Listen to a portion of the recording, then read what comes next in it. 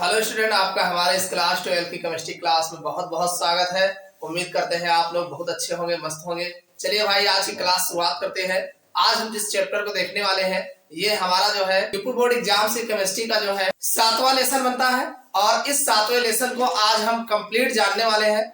आज का हमारा जो लेसन है वो है अल्कोहल, फिनाल तथा ईथर। ये हमारा केमिस्ट्री का 7वां लेसन है जो यूपी बोर्ड का बनता है। आज इस लेक्चर्स में जो है, इस वीडियो में हम कंप्लीट जो है अल्कोहल, फिनाल तथा ईथर को पूरे चैप्टर को जो है देखने वाले हैं। आप लोग वीडियो के अंत तक बने रहिएगा।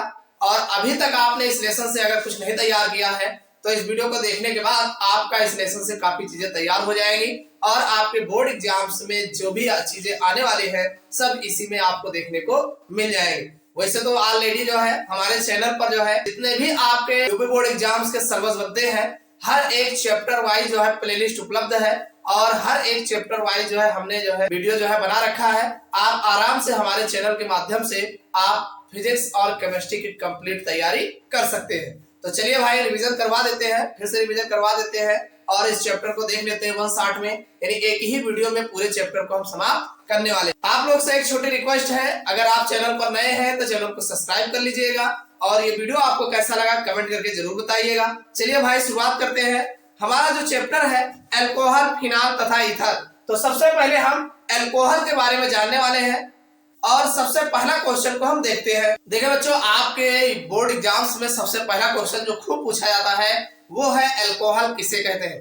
तो सबसे पहले अल्कोहल जान लेते हैं क्या है और फिर इसी में आपसे पूछता है कि इसके निर्माण की विधियां बताइए और इनके रासायनिक गुण। भाई, अल्कोहल बनाने की विधियां बताइए और फिर जो है इनके रासायनिक गुणों के बारे में भी पूछा जाता है। तो चलिए हम बारी बारी करके जान लेते हैं। सबसे पहले देखेंगे अल्कोहल क्या है, फिर इसके निर्माण की विधियां देखेंगे और फिर जो है इनके रासायनिक गुणों की बात करते हैं। तो अल्कोहल की अगर हम बात करें तो सबसे पहले अल्कोहल होता क्या है। भाई, अल्कोहल एक प्रकार का हाइड्रोकार्बन है। क्या होता है? हाइड्रोकार्बन से ही उत्पन्न हुआ होता है। भाई, हाइड्रोकार्बन क्या होते हैं? तो देखो, hydrocarbon, aliphatic hydrocarbon, aromatic hydrocarbon, दो प्रकार के आपको हाइड्रोकार्बन इस तरीके से जानते हैं आप। भाई, एलिफेटिक जो होते हैं, कार्बन और हाइड्रोजन जो है ओपन चेन श्रृंखला में पाए जाते हैं, जबकि एरोमेटिक हाइड्रोकार्बन जो होते हैं उनमें जो है कार्बन और हाइड्रोजन जो है एक बंद श्रृंखला में पाए जाते हैं। तो यहाँ खुली श्रृंखला वाले की बात हो रही है, हाइड्रोकार्बन। तो कहने का मतलब ये है, एलिफेटिक हाइड्रोकार्बनों के हाइड्रोक्सी व्युत्पन्न को अल्कोहल कहते हैं। यानी जो एलिफेटिक हाइड्रोकार्बन होते हैं हाइड्रोक्सी व्युत्पन्न, हाइड्रोक्सी का मतलब ये हुआ कि जिनमें हाइड्रोक्सिल समूह लगा हो, ऐसे व्युत्पन्न अगर होते हैं तो उन्हें हम अल्कोहल कहते हैं। नहीं समझ में आया? ऐसे आप कह सकते हैं कि एल्केन में से, किसके? एल्केन जानते हो ना? एल्केन नहीं जानते हो? अरे एल्केन का मतलब मेथेन, एथेन, प्रोपेन, ब्यूटेन, कुल मिला के वह हाइड्रोकार्बन जिनमें कार्बन की चारों वैलेंसी जो है हाइड्रोजन द्वारा संतुलित होती हो तो उसे हम एल्केन कहते हैं। तो सीधा सीधा आप कह सकते हैं कि एल्केन में से एक हाइड्रोजन हटा करके हाइड्रोक्सिल समूह लगाने से जो बनता है उसे हम जो है, भाई एल्केन में से हाइड्रोजन हटा के हाइड्रोक्सिल समूह लगाने की प्रक्रिया जो होती है, यानी लगाने से जो उत्पन्न होता है उसे हम अल्कोहल कहते हैं। समझ में आई बात कि नहीं? एल्केन में से हाइड्रोजन हटा के हाइड्रोक्सिल समूह लगाने से जो उत्पन्न होता है उसे हम अल्कोहल कहते हैं। समझ में आ गया ना? अब जैसे मान लीजिए, अब अल्कोहल का जो है सामान्य सूत्र होता क्या है ये जान लेते हैं। तो भाई, अल्कोहल का जो सामान्य सूत्र होता है आप लिख सकते हैं, अल्कोहल का सामान्य सूत्र की अगर हम बात करें तो ROH होता है। क्या होता है? ROH होता है। भाई, अगर हम बात करें ये अल्कोहल का सामान्य सूत्र जो है ROH होता है। अब अगर ये R क्या है, जहां R कोई एल्किल समूह है। क्या है ये? R हमारा जो है एल्किल समूह है। अब ये एल्किल समूह क्या होता है? भाई, एल्केन में से एक हाइड्रोजन कम कर दो तो जो बनता है उसे हम एल्किल कहते हैं, ये भी जान लीजिएगा। तो अब एल्किल, जैसे मान लीजिए R कोई एल्किल समूह है। अब एल्किल समूह कौन कौन हो सकते हैं? जैसे मान लीजिए CH3 हो सकता है, C2H5 हो सकता है। देखो, एक बार खाली रखेंगे, क्यों? क्योंकि उस वहां से हाइड्रोजन हटाया गया है ना, तभी तो एल्किल बनेगा। तो ये है। और इसी तरीके C3H7 हो सकता है। इसी तरीके से अन्य जो है एल्किल समूह आपको देखने को मिलते हैं। समझ में आया? अब अगर आप इसके उदाहरण देखना चाहते हैं, जैसे मान लीजिए यहाँ पर एक कार्बन रख देते हैं, R के स्थान पर एक कार्बन अगर रखते हैं तो CH3OH हो जाएगा। और ये जो CH3OH होगा इसका नाम होगा मेथिल, क्या नाम होगा? इसका नाम होगा मेथिल एल्कोहल होगा। अरे एल्कोहल है ना, एक कार्बन मेथिल, ये CH3 कौन है? ये मेथिल है, एक प्रकार का एल्किल है, मेथिल है। और ये एल्कोहल OH समूह, OH समूह जो होता है इसी को एल्कोहल कहा जाता है, यानी ये कौन सा ग्रुप है? Alcoholic group. और इसी तरीके से आप अगर C2H5 ले लेते हैं, C2H5OH, तो ये हमारा जो है द्वि कार्बन लगा है तो हो जाएगा एथिल, और एल्कोहल ग्रुप लगा ही लगा है तो एथिल एल्कोहल। इसी तरीके से C3H7OH, अगर इसकी हम बात करें तो 3 कार्बन है, 3 कार्बन के लिए प्रोपिल कहा जाता है। क्या कहा जाता है? प्रोपिल। और ये एल्कोहल, तो इस तरीके से मेथिल अल्कोहल, एथिल अल्कोहल और propyl alcohol, butyl alcohol, pentyl alcohol, carbon की संख्या बढ़ाते जाइए, अल्कोहल का नाम लिखते जाइए। अगर बात आयुपेसी की नेम करें तो आयुपेसी नेम जो इनका लिखा जाता है, नेम में कुछ नहीं करना है, हेड नेम में आपको एल्केन, यानी जो एल्केन होता है, एल्केन में से इसका आयुपेसी नेम की अगर हम बात करें तो IUPAC नेम की अगर हम बात करें तो कुछ मत करना, एल्केन क्या कर देना है? एल्केन में से ई हटा करके OL लगा देना। क्या लगा देना है? OL, तो बन जाएगा एल्केनॉल बन जाएगा। क्या बन जाएगा? एल्केनॉल। अरे ई यहां से हटा देंगे, AN के बाद OL लगा देंगे। तो जैसे अगर इसकी बात करें CH3OH की, तो भाई यहाँ पर एक कार्बन है तो ये इसका आयुपेसी नेम जो हो जाएगा, एक कार्बन के लिए मेथेन, मेथेन में से ही हटा के OL लगा देंगे, मेथेनॉल हो जाएगा। इसी तरीके C2H5 की अगर हम बात करें तो 2 कार्बन है एथेन, एथेन में से ई हटा के एथेनॉल हो जाएगा। इसी तरीके से 3 कार्बन वाला है तो प्रोपेन, प्रोपेन में से ई हटा के OL लगा देंगे, प्रोपेनॉल बन जाएगा। तो इस तरीके से इनका आयुपेसी नेम लिखा जाता है। तो उम्मीद करते हैं समझ में आ गया होगा कि जब हम एल्केन में से एक हाइड्रोजन हटा के, एक या एक से अधिक हाइड्रोजन हटा करके OH समूह लगाते हैं तो हमें जो है अल्कोहल प्राप्त होते हैं। यानी आप बता सकते हैं कि एलिफेटिक हाइड्रोकार्बनों के हाइड्रोक्सिल में उत्पन्न जो होते हैं अल्कोहल कहते हैं, और इनका सामान्य सूत्र ROH होता है। समझ में आ गया? चलो अब इनके हम वर्गीकरण कर लेते हैं। चलिए भाई, कार्बन परमाणुओं की संख्या के आधार पर अल्कोहलों के प्रकार जान लेते हैं, जो आपके बोर्ड एग्जाम से काफी जो है पूछे जाते हैं। तो सबसे पहला प्रकार है प्राथमिक अल्कोहल। सबसे पहला है प्राथमिक अल्कोहल। तो ये प्राथमिक अल्कोहल क्या होते हैं भाई? सीधी सी बात है, ऐसे अल्कोहल जिनमें OH समूह, कौन सा समूह हमारा? ये OH है। OH कौन समूह है भाई? ये हाइड्रोक्सी समूह। क्या समूह है? हाइड्रोक्सी समूह है, जिसे हाइड्रोक्सिल समूह बोला जाता है। तो ये जो हमारा हाइड्रोक्सी समूह है, ऐसा अल्कोहल जिनमें हमारा जो हाइड्रोक्सी समूह है प्राथमिक कार्बन परमाणु से जुड़ा होता है। कहां से जुड़ा होता है?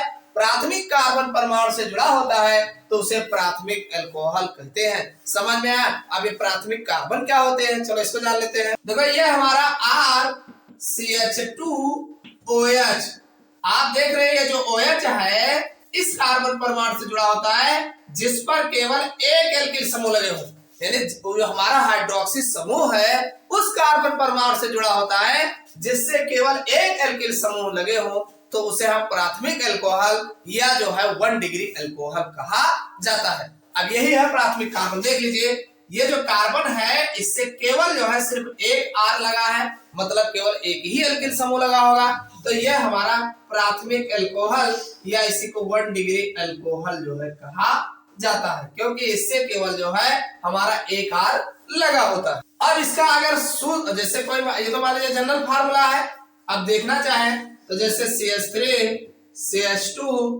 अब इस पर OH लगा हो, तो आप देख रहे हैं कि ये जो हमारा OH समूह इस कार्बन से लगा है, इससे केवल एक CH3 लगा होता है, तो ये हमारा जो है प्राथमिक अल्कोहल कहलाता है। क्या कहलाता है? प्राथमिक अल्कोहल। समझ में आ गया कि नहीं? प्राथमिक अल्कोहल क्या होते हैं? प्राथमिक अल्कोहल वे अल्कोहल होते हैं जिनमें जो हमारा हाइड्रोक्सिल समूह होता है उस कार्बन परमाणु से जुड़ा होता है जिससे केवल जो है एक एल्किल समूह लगे हो। क्या लगे हो?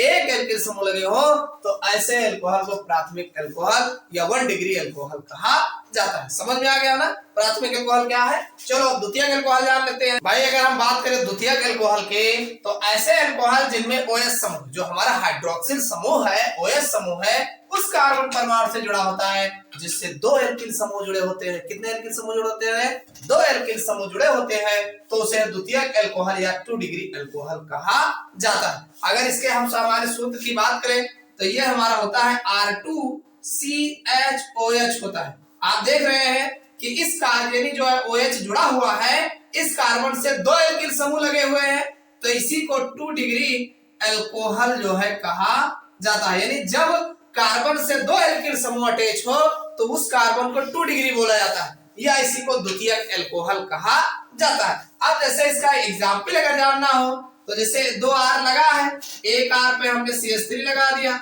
और दूसरे पर भी CH3 लगा दिए। अब भाई ये सेम भी हो सकता है, अलग अलग भी हो सकते हैं, और ये H रहेगा ही रहेगा OH, तो ये हमारा जो है द्वितीयक अल्कोहल है। क्या सा अल्कोहल है? इसी को द्वितीयक अल्कोहल कहा जाता है, द्वितीयक अल्कोहल कहा जाता है, और इसी को शॉर्टकट में 2 डिग्री अल्कोहल जो है कहा जाता है। अगर इसका वैसे नाम जानना चाहें तो मैथप्रो, इसका नाम जो लिखा गया है आइसोप्रोपिल अल्कोहल, इसको क्या कहा जाएगा? आइसोप्रोपिल अल्कोहल बोला जाएगा। समझ में आया नहीं? ये एक प्रकार का द्वितीयक अल्कोहल होता है। समझ में आ गया? प्राथमिक अल्कोहल, भाई प्राथमिक अल्कोहल वे अल्कोहल होते हैं जिनमें जो हमारा OH समूह होता है उस कार्बन परमाणु से लगा होता है, जिससे वो हमारा कार्बन जो है केवल एक एल्किल समूह से जुड़ा हो, तो उसे हम प्राथमिक अल्कोहल या 1 डिग्री अल्कोहल कहा जाता है। और द्वितीयक अल्कोहल की बात करोगे तो OH समूह उस कार्बन परमाणु से जुड़ा होता है जिससे 2 एल्किल समूह लगे होते हैं। देखो R ये R2 लिखा है ना, तो 2 एल्किल समूह हो गया। जैसे आप इसको ऐसे भी ले सकते हैं कि ये हमारा R1 हो जाए CH, और ये R2 हो जाए, और ये OH, तो एक R1 हो गया, एक R2 हो गया। जब 2 एल्किल समूह लगे हो तो भाई किस कार्बन से, जिस यानी OH किस कार्बन, इस कार्बन से लगा है ना, तो इसी कार्बन तो दोनों लगा है, तो ये हमारा 2 डिग्री अल्कोहल जो है बोला जाता है। समझ में आ गया द्वितीयक अल्कोहल। चलो तृतीयक वाला भी जान लेते हैं। भाई अगर हम बात करें तृतीयक अल्कोहल की, टार्सरी अल्कोहल, तो टार्सरी अल्कोहल में होता क्या है? जो हमारा हाइड्रोक्सिल समूह होता है उस कार्बन परमाणु से जुड़ा होता है, जिससे 3 एल्किल समूह लगे होते हैं। चलिए जान लेते हैं। जैसे मान लीजिए ये कार्बन है, इस पर हमारा OH लगा है, तो इससे एक R1 ये हो जाएगा, एक R2 हो जाएगा, एक R3 हो जाएगा। तो आप देख रहे हैं इस कार्बन को हम जो है 3 डिग्री, इस कार्बन को 3 डिग्री अल्कोहल, यानी अब अल्कोहल समूह लगा है तो हमारा 3 डिग्री अल्कोहल बोला जाता है। समझ में आ गया? ऐसे अल्कोहल जिनमें OH समूह जो होता है उस कार्बन परमाणु से जुड़ा होता है, जिससे 3 एल्किल समूह लगे होते हैं, तो उसे हम 3 डिग्री अल्कोहल या तृतीयक अल्कोहल कहते हैं। क्या कहते हैं? तृतीयक अल्कोहल कहा जाता है। समझ में आ गया कि नहीं? टार्सरी अल्कोहल। अब इसको अगर आप लिखना चाहो, देखो ये R1 R2 R3 हमने जो लिखा है, कोई जरूरी नहीं है सेम हो, सेम भी हो सकता है, अलग अलग भी हो सकता है। इसका एग्जाम्पल अगर देखना चाहो तो जैसे एक CH3 हमने ले लिया, एक CH3 इधर ले लिया, और एक CH3 इधर ले लिया, ये हमारा OH रहेगा ही रहेगा। तो ये हमारा जो है एक प्रकार का तृतीयक अल्कोहल है। कौन सा अल्कोहल है? तृतीयक। अगर नाम लिखना चाहो तो मैथप्रो इसे बोलते हैं तृतीयक ब्यूटिल अल्कोहल, तृतीयक ब्यूटिल अल्कोहल कहा जाता है, टार्सरी ब्यूटिल अल्कोहल कहा जाता है, और इसी को 3 डिग्री अल्कोहल जो है बोला जाता है। समझ में आ गया कि नहीं? टार्सरी ब्यूटिल अल्कोहल या इसी को 3 डिग्री अल्कोहल कहा जाता है। समझ में आया? तृतीयक अल्कोहल नहीं समझ में आया? डाइवे अल्कोहल जिसमें हाइड्रोक्सिल समूह उस कार्बन परमाणु से जुड़ा होता है जिससे 3 एल्किल समूह लगे हो, तो ऐसे अल्कोहल को टार्सरी अल्कोहल कहा जाता है। समझ में आ गया होगा प्राथमिक अल्कोहल, द्वितीयक अल्कोहल और तृतीयक अल्कोहल होते क्या है। चलिए अब हम जो है अल्कोहल बनाने की विधियों की बात कर लेते हैं। अब हम बात करेंगे अल्कोहल बनाने की विधियां। तो अल्कोहल बनाने की कई विधियां हैं। सबसे पहली विधि हम जो जानने वाले हैं वो है एल्किल हैलाइडों से। किससे? एल्किल हैलाइडों से। अब आपको एल्किल हैलाइड का फार्मूला याद हो जाना चाहिए। जब तक एल्किल हैलाइड का फार्मूला नहीं पता रहेगा तो इसे बनाओगे अल्कोहल। बताओ तो चलिए सबसे पहले हम एल्किल हैलाइड का फार्मूला देख लेते हैं। देखो आपको इसको लिखना भी है, तो लिखने के लिए आप बाद में भी लिख सकते हो, पहले भी लिख सकते हो। पहले अगर लिखना हो तो 3 लाइन छोड़ करके, 2 से 3 लाइन छोड़ करके आप पहले रिएक्शन दे दीजिए, और रिएक्शन जब बता देंगे तो रिएक्शन देख के आप लिख ले जाओगे, आराम से लिख ले जाओगे। तो चलिए हम पहले रिएक्शन बता देते हैं, बाद में कैसे लिखना है उसको भी हम बता देते हैं। देखो आप एल्किल हैलाइडों से बनाने जा रहे हो, तो एल्किल हैलाइड का जो फार्मूला होता है, एल्किल हैलाइड का फार्मूला RX होता है। ये हमारा है एल्किल हैलाइड। ये कौन है? एल्किल हैलाइड है। अगर हम एल्किल हैलाइड पर किसकी अभिक्रिया करा दे?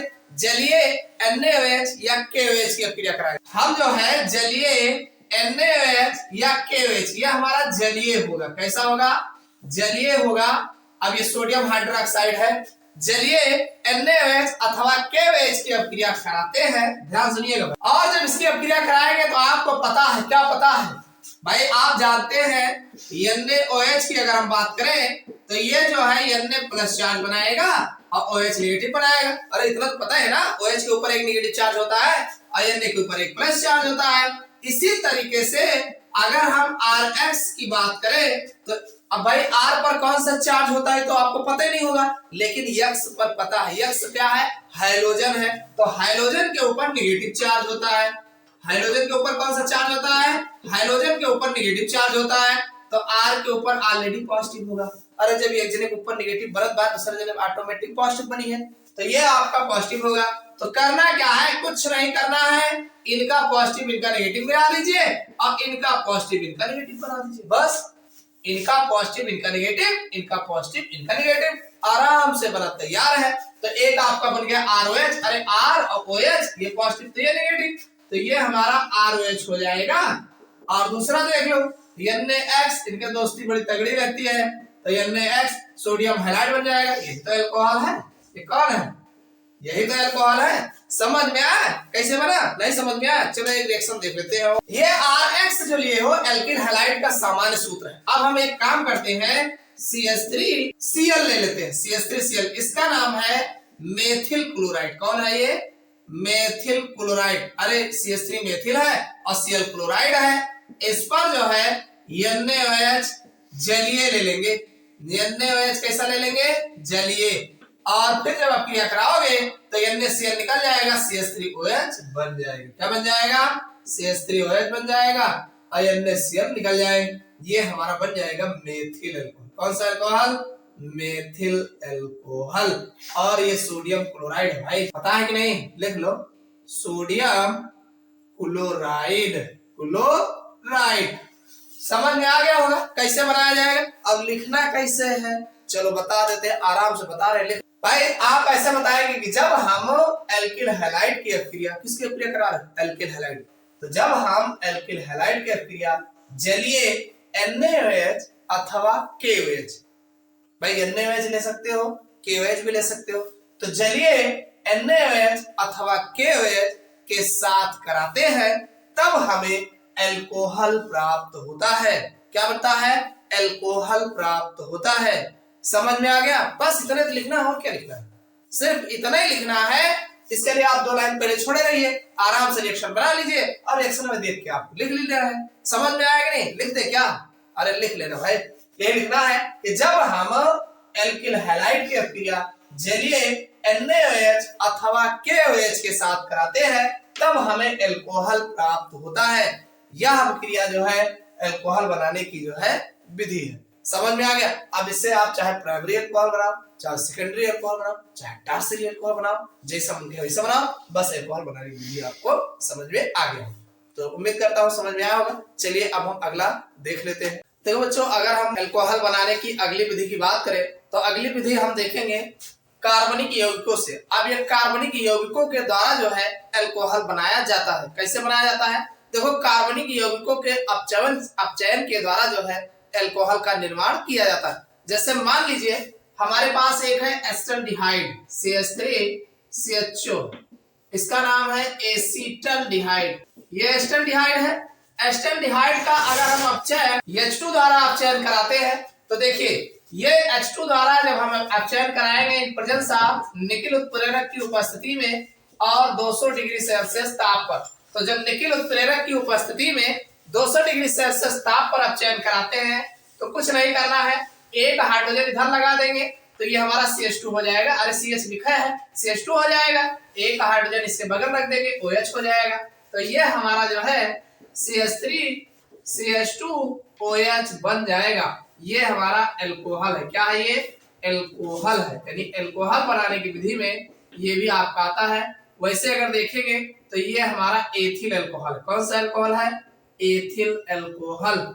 ये आपका एस्टल्डिहाइड जो है कार्बनिक यौगिक है। यानी कार्बनिक यौगिकों का अपचयन यानी H2 द्वारा हाइड्रोजन द्वारा अपचयन कराने पर हमें एल्कोहल प्राप्त होता है। हो जाएगा, कोई दिक्कत नहीं। सिर्फ इतना लिखना है कि जब हम कार्बनिक यौगिकों का अपचयन यानी हाइड्रोजन द्वारा अपचयन निकिल उत्प्रेरक की उपस्थिति में कराते हैं तो हमें एल्कोहल बनता है। बस इतना लिख दीजिए, काम हो जाएगा। चलिए अब हम अगली विधि देख लेते हैं। अगली विधि है एमीनो द्वारा। एमीन का फार्मूला क्या होता है? एमीन में NH2 ग्रुप लगा रहता है और साथ में CH3NH2 हो जाए या RNH2। एमीन को आप RNH2 लिख सकते हैं, RNH2।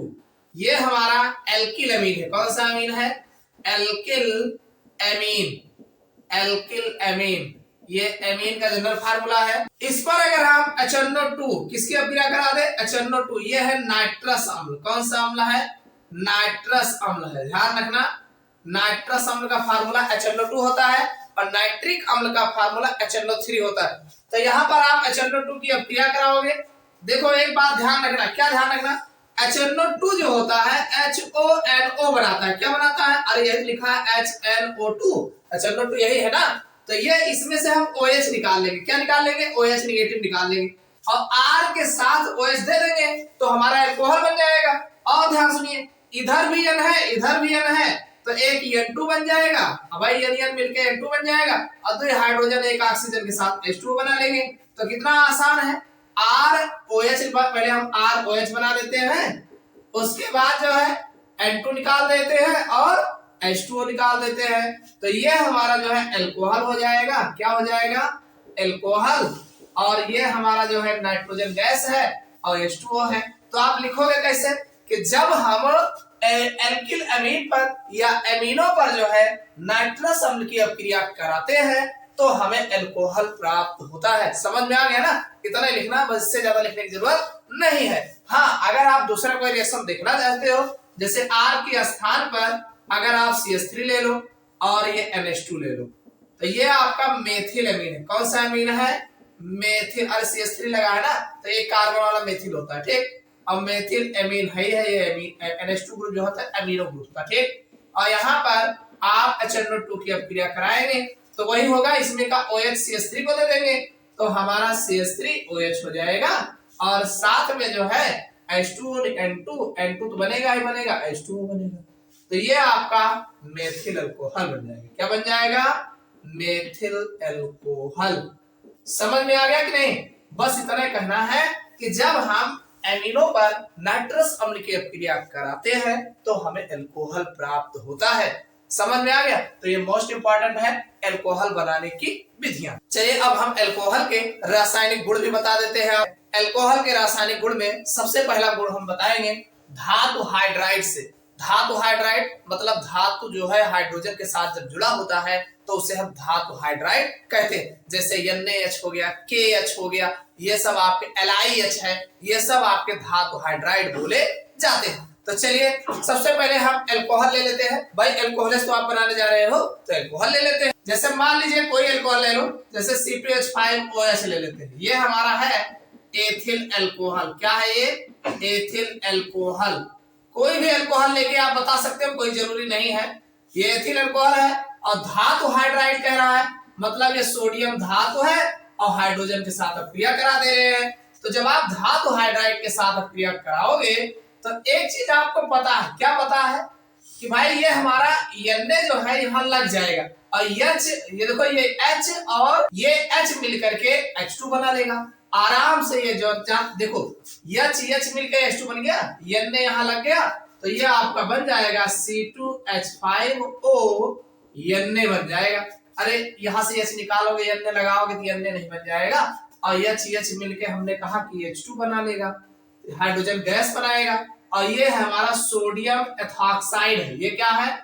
सोडियम एथॉक्साइड है, एथॉक्साइड। और ये हाइड्रोजन गैस है आपकी। तो आपको कहना ये है सोडियम हाइड्राइड। इसका नाम क्या है? सोडियम हाइड्राइड है भाई, हाइड्राइड, हाइड्राइड। तो आप सीधा सीधा कहेंगे कि जब हम अल्कोहल की अभिक्रिया हाइड्राइड के साथ, धातु के हाइड्राइड के साथ या सोडियम हाइड्राइड के साथ कराते हैं तो हमें एथॉक्साइड बनता है और साथ में हाइड्रोजन गैस प्राप्त होती है। बस इतना ही लिखना है। नहीं लिख पाओगे? अरे रिएक्शन देख के तो लिखना है, 2 लाइन छोड़े रहा करो और बाद में जो है आराम से लिख लिया करो। ऊपर क्या लिखोगे? जब हम, अब आप चाहे इसी को लिख दो और चाहो तो अल्कोहल बता के लिख दो कि जब हम एथिल अल्कोहल की अभिक्रिया सोडियम हाइड्राइड के साथ कराते हैं तो सोडियम एथॉक्साइड प्राप्त होता है, साथ में हाइड्रोजन गैस निकलती है। समझ में आ गया बात? बस यही है। इसके साथ अभिक्रिया करेगा तो सोडियम एथॉक्साइड बनाएगा, आराम से हो जाएगा, कोई दिक्कत नहीं। चलो दूसरा रिएक्शन देख लेते हैं। अगला रिएक्शन है कार्बनिक अम्ल से अभिक्रिया। कार्बनिक अम्ल, अम्ल जानते हैं ना? अरे जैसे एसिटिक एसिड है, CH3COH, ये सब कार्बनिक अम्ल ही तो है। तो देखो यहां पर आप ले लीजिए CH3CH2OH, ये आपका है, इसे हम बोलते हैं एथिल अल्कोहल। कौन सा अल्कोहल है? Ethyl alcohol. ये आपका एथिल अल्कोहल है और एथिल अल्कोहल पर कार्बनिक अम्ल लेना है, मतलब CH3COOH ले लेना। क्या ले लेना है? ये है एसिटिक एसिड। क्या है? एसिटिक अम्ल है, एसिटिक अम्ल है। बात समझ में आएगी नहीं भाई? आप एथिल अल्कोहल पर एसिटिक अम्ल की अभिक्रिया कराएंगे। रिएक्शन बहुत आसान है बनाना। कैसे बनाओगे? देखो आप जो है, देखो ये CH3, आपको ये पता है कि जो हमारा एसिटिक अम्ल होता है CH3COOH, ये जब टूटता है तो CH3COO नेगेटिव चार्ज बनाता है और H प्लस चार्ज बनाता है। इतना कंफर्म हो गया ना? तो अब ये H प्लस चार्ज इस OH के साथ H2O बना लेगा। बस यही H जो है OH के साथ H2O बना लेगा। तो अब इनकी मजबूरी है इनके साथ आके जुड़ जाएंगे। तो ये हमारा बन जाएगा CH3COO। अरे ये क्या लिखा है? CH3CH2 लिखा है ना, इसका मतलब C2H5 लिखा है। अब आप चाहे CH3CH2 लिखिए और चाहे C2H5 लिखिए, भाई 3 2 5 बराबर है ना? तो आराम से हम लिख देते हैं C2H5 और प्लस H2O निकला ही निकला है। अरे इधर का H इधर का OH दोनों मिलके H2 निकल गया। अब ये जो बना है, देखो नाम कैसे लिखोगे? इधर है, देखो ये एक प्रकार का ईस्टर है। ये क्या बोल रहा है? क्या बोला जाता है? ईस्टर बोला जाता है, ईस्टर। इसको ईस्टर कहते हैं। और इसका नाम अगर जानना चाहो तो ये है एथिल और ये है एसीटेट। तो इसका नाम जो होगा एथिल एसीटेट, और जो कि एक प्रकार का ईस्टर है। तो आपको कहना क्या है? आपको इतना ही कहना है और इतना लिखना है। क्या लिखना है? कि जब हम अल्कोहल की अभिक्रिया एसिटिक अम्ल के साथ कराते हैं तो हमें एस्टर प्राप्त होता है। क्या प्राप्त होता है? एस्टर प्राप्त होता है। बस इतना लिख दीजिए, आराम से रिएक्शन दे दीजिए। समझ में आएगा नहीं? हो जाएगा, कोई दिक्कत नहीं है। इसमें कुछ नहीं करना है, इसका H निकाल के OH के साथ H2O दे दीजिएगा और इसी पर ला करके इधर वाला घुमा के जोड़ देना, बस आपका बन जाएगा। ये है एथिल एसीटेट, जो कि एक प्रकार का एस्टर है। समझ में आ गया? चलिए अगला रासायनिक गुण देख लेते हैं। देखो बच्चों, अगली जो अभिक्रिया है हैलोजन अम्ल से अभिक्रिया। भाई हैलोजन अम्ल मतलब जैसे HCl हो गया, HBr हो गया, ये सब हैलोजन अम्ल ही तो है। तो यहाँ पर अल्कोहल ले लेते हैं, C2H5OH ले लेते हैं। ये हमारा वही है, एथिल अल्कोहल है ना? कौन है भाई? वही तो है, एथिल अल्कोहल। अब इतनी जल्दी भूल जाओगे तो कैसे लिखोगे? एथिल अल्कोहल है। इस पर हम अगर हम HBr की अभिक्रिया करा दें, हाइड्रोजन ब्रोमाइड, ये भी अम्ल है ना? अरे ना समझ में आया तो HCl ले लेना, इसको तो जानते ही हो अम्ल है। तो जब हम हाइड्रोजन अम्ल, ये हाइड्रोजन हो गया, ये H लगा है, अम्ल हो गया, हाइड्रोजन अम्ल की अभिक्रिया कराते हैं तो कैसे कराओगे? देखो कुछ नहीं करना है, H और OH निकाल देना है H2O बना के। कितना आसान है, HOH तो आराम से निकल जाएंगे, कोई दिक्कत नहीं है। तो Cl यहीं पर लाके लगा देना बस। तो ये आपका C2H5 रहेगा ही रहेगा, C2H5 और इस Cl को हम लाके लगा दिए और साथ में HOH निकल के भाग गया। तो ये क्या है? ये है क्लोराइड और ये है एथिल। तो बन गया भाई एथिल क्लोराइड। क्या बन गया? एथिल क्लोराइड, जो कि एक प्रकार का हैलो एल्केन है। क्या है ये? अरे एक्स होता तो हैलो एल्केन नहीं हो जाता। अरे ये आपका एथिल क्लोराइड है। क्या है? Ethyl chloride. और ये आपका हाइड्रोजन क्लोराइड है। तो आपको लिखना कैसे है? लिखना ऐसे है कि जब हम अल्कोहल की अभिक्रिया हाइड्रोजन अम्ल के द्वारा, किसके द्वारा? हाइड्रोजन अम्लों द्वारा कराते हैं, तब हमें जो है हैलो एल्केन प्राप्त होता है। चाहे आप ऐसे लिख दो और चाहे आप ऐसे कह दो कि जब हम एथिल अल्कोहल की अभिक्रिया HCl के साथ कराते हैं तो एथिल क्लोराइड बनता है। किसका बनता है? एथिल क्लोराइड बनता है। तो ये आपके जो है अल्कोहल के प्रमुख रासायनिक गुण हैं, जो आपको एग्जाम में अगर आते हैं तो 3 लिख दीजिए, काम हो जाएगा। समझ में आएगा? नहीं, बहुत ज्यादा लिखने की आवश्यकता नहीं। चलिए अब हम अगला क्वेश्चन देख लेते हैं। चलिए भाई, अगला क्वेश्चन जो आपके बोर्ड एग्जाम्स में खूब पूछा जाता है कि प्राइमरी, सेकेंडरी और टर्शियरी अल्कोहल में विभेद कीजिए, यानी किस प्रकार से अंतर किया जा सकता है, तो ये भी पूछा जाता है। और साथ में लूकास अभिकर्मक क्या होते हैं, ये पूछा जाता है। और ये भी पूछा जाता है लूकास टेस्ट क्या होता है या लूकास परीक्षण क्या होते हैं। तो चलिए इसको हम तीनों को जान लेते हैं। एक ही है कि चाहे आप लूकास परीक्षण कह लीजिए और चाहे आप जो है लूकास अभिकर्मक का नाम पूछा जाए तब भी बताना है। और साथ में प्राइमरी, सेकेंडरी और टर्शियरी यानी प्राथमिक, द्वितीयक और तृतीयक अगर अल्कोहलों में अंतर पूछा जाता है तब भी आपको ये टेस्ट बताना। तो क्या बताना है? देखिए, लूकास परीक्षण में होता है, इसमें होता क्या है, क्या चीजें होता है इसमें, लूकास अभिकर्मक होता क्या है, पहले ये जान लेते हैं। देखो ZnCl2, यानी ये ZnCl2 कौन है? ये है जिंक क्लोराइड। Zn है ना, ये है जिंक क्लोराइड। ये ZnCl2 जो है ये जिंक क्लोराइड है। और साथ में सांद्र HCl, यानी ये जो लिखा है सांद्र हाइड्रोजन क्लोराइड, HCl को क्या बोलते हैं? हाइड्रोजन क्लोराइड है।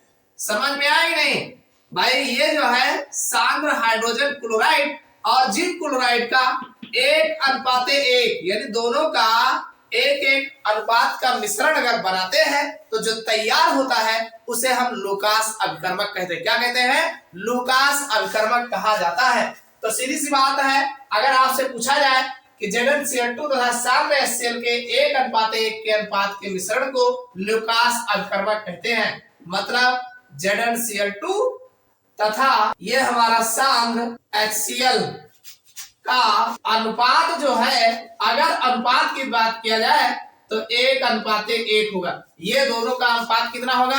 1:1 होगा। तो दोनों के अनुपात को हम जो है लूकास अभिकर्मक कहते हैं। समझ में आ गया ना? लूकास अभिकर्मक क्या है भाई? जिंक क्लोराइड तथा सांद्र हाइड्रोक्लोरिक अम्ल के 1:1 के मिश्रण को जो है लूकास अभिकर्मक कहते हैं।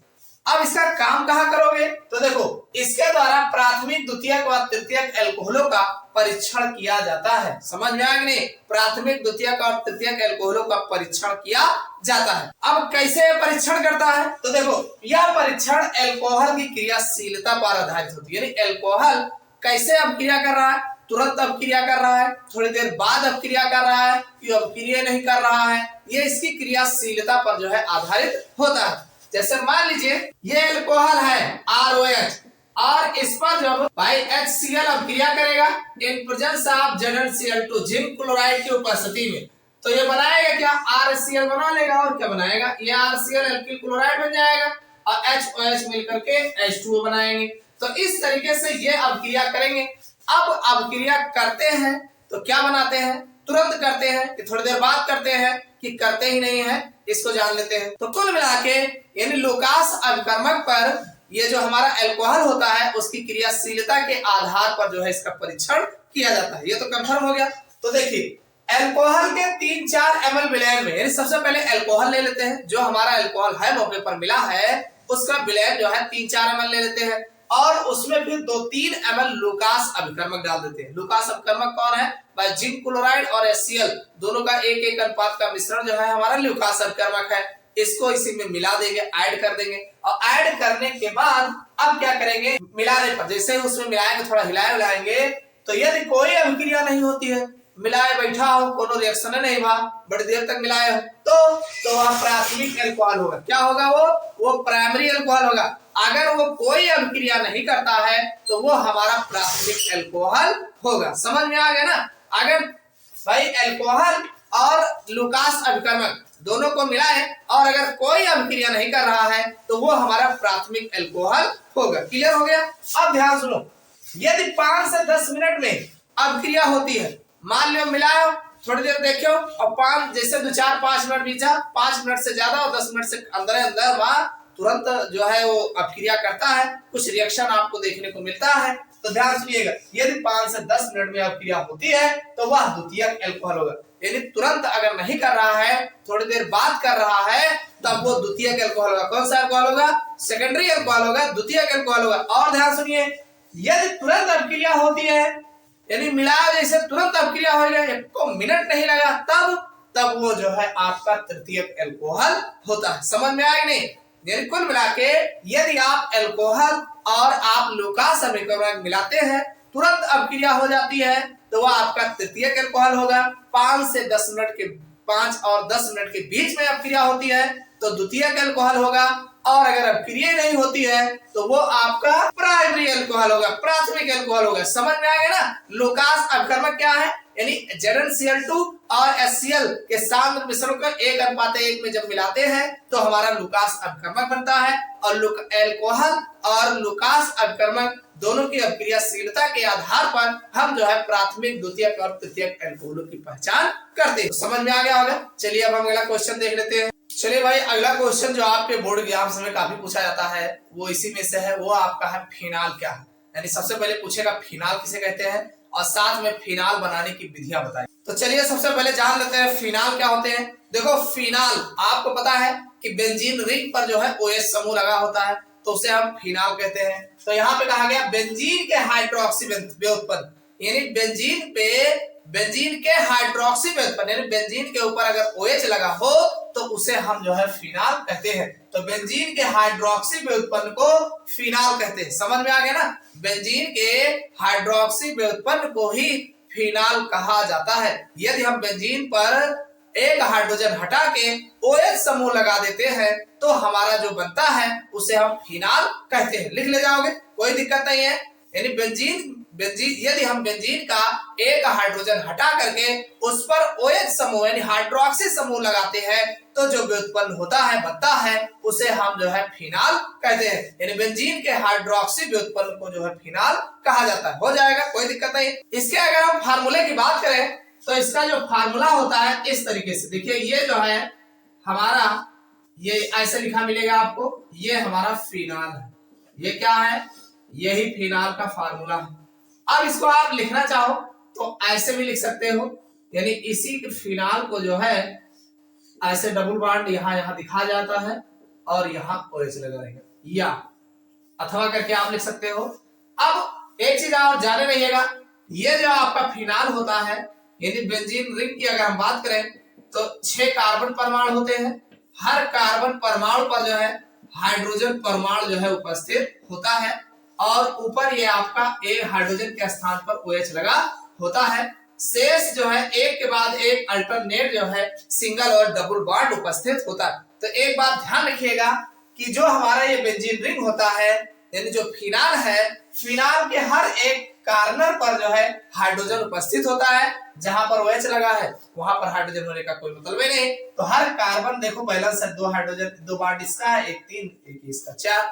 तो हर कार्बन जो है 4 वैलेंसी में उपस्थित होता है। तो समझ में आ गया होगा कि फिनाल क्या है। चलिए अब इसके बनाने की विधि देख लेते हैं। चलिए बच्चों, हम फिनाल बनाने की विधियों की बात कर लेते हैं। सबसे पहली विधि हम देखेंगे बेंजीन डाइएजोनियम लवण से, यानी बेंजीन डाइएजोनियम लवण जो होता है इसके द्वारा हम फिनाल बनाएंगे। कैसे बनाओगे? सबसे पहले आपको बेंजीन डाइएजोनियम क्लोराइड का फार्मूला पता होना चाहिए। तो बेंजीन डाइएजोनियम क्लोराइड जो होता है, देखो ये इसका फार्मूला है, ये आपका बेंजीन रिंग हो जाएगा और साथ में इस पर N2Cl लगा रहेगा।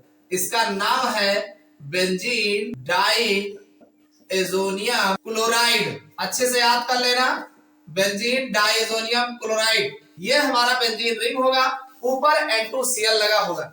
देखो ये बेंजीन डाइएजोनियम क्लोराइड जो होता है अस्थायी होता है, इसको लैब में तुरंत बनाया जाता है और तुरंत ही उपयोग कर लिया जाता है, नहीं तो ये दूसरे में टूट जाता है, यानी ये जो है क्लोरोबेंजीन में बदल जाता है। यानी आप तुरंत अगर यूज कर ले रहे हो तो कोई बात नहीं, नहीं तो बाद में रखे रखे ये जो है बेकार हो जाता है। तो ये बेंजीन डाइजोनियम क्लोराइड है। इस पर आप क्या करना है, H2O यानी जल से अपक्रिया कराना। किससे अपक्रिया कराना है, जल से अपक्रिया कराना है। और इन प्रेजेंस ऑफ H2SO4 की उपस्थिति में, किसकी उपस्थिति में कराओगे, H2SO4 की उपस्थिति में कराओगे तो होगा क्या, होगा क्या भाई, देखो ये हमारा यहाँ पर आप H2O में आपको ठीक से पता है H2O में HOH होता है। क्या होता है, HOH, H प्लस होगा, OH नेगेटिव होगा।